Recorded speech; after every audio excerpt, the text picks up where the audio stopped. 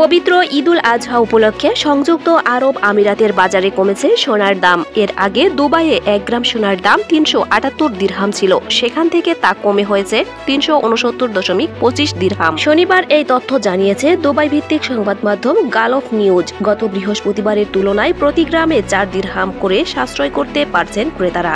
Gulf টাইমসকে এক ব্যবসায়ী বলেন, সবার মনে একটা কথাই ঘুরপাক খাচ্ছিল, সপ্তাহান্তে বৈশ্বিক বাজার বন্ধ হওয়ার আগেই দাম 367 বা 368 দিরহাম নেমে আসবে কি না।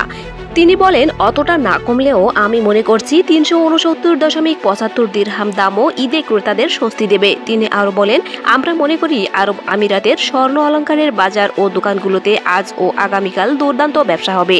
সোনার দাম 370 দিরহাম বা তার চেয়েও বেশি হলে এটা বিক্রি হতো না। সংশ্লিষ্টরা জানায়, ঈদের আগে কয়েক সপ্তাহে দুবাইয়ের সোনার দোকানগুলোতে ক্রেতার ভিড় একেবারেই ছিল না। 370 দিরহামের উপর দাম থাকার এর মূল্য কারণ বলে তারা উল্লেখ করেন। কয়েকজন ব্যবসায়ী জানান, ক্রেতারা ঈদ উপলক্ষে মূল্য ছাড়ের অপেক্ষায় ছিলেন। তবে অনেকেই বলেন, ভবিষ্যতেও সোনার দাম গ্রাম প্রতি 370 দিরহামের উপর থাকলে বিক্রি কম থাকবে। গতকাল শনিবারের মতো আজ রোববারও স্বর্ণের দোকানগুলো ব্যস্ত থাকবে বলে মনে করছেন স্বর্ণ ও অলংকার বিক্রেতারা। শনিবার সন্ধ্যা নাগাদ বিক্রি বাড়তে শুরু করে ব্যস্ত শপিং মল ও হাইপার মার্কেটের দোকানগুলোতেও সপ্তাহান্তে ক্রেতার ভিড় বাড়ার সম্ভাবনা রয়েছে। অপরদিকে ঈদুল আজহার আগে বাংলাদেশের বাজারে স্বর্ণের দাম বেড়েছে। শুক্রবার থেকে নতুন দর কার্যকর হয়েছে।